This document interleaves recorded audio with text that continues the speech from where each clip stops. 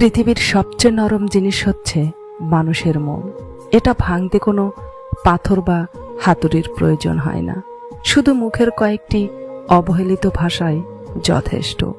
জীবনটা খুব কষ্টের, কাউকে বোঝানো যায় না। মনটা খুব অসহায়, কিন্তু কাউকে দেখানো যায় না। জীবনে অনেক কিছু চাওয়ার থাকে, কিন্তু পাওয়া যায় না।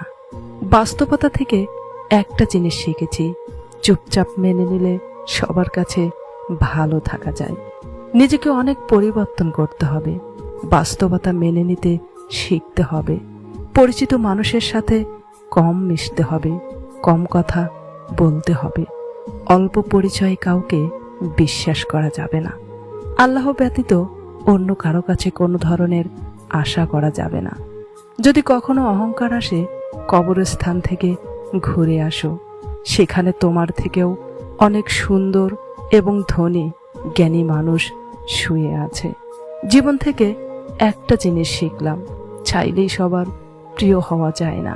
মানুষ তখনই একলা থাকতে চায় যখন তার সাজানো স্বপ্নগুলো চোখের সামনে ভেঙে যায়। বিষ পেটে গেলে জীবন শেষ, আর কানে গেলে সম্পর্ক শেষ। বিবেক আর অনুভূতি, এই দুটো জিনিস যাদের নেই, তাদের থেকে দূরে থাকাটাই শান্তির পথ। কার ভেতরে কেমন মানুষ লুকিয়ে আছে সেটা শুধু সময় বলে দেয়।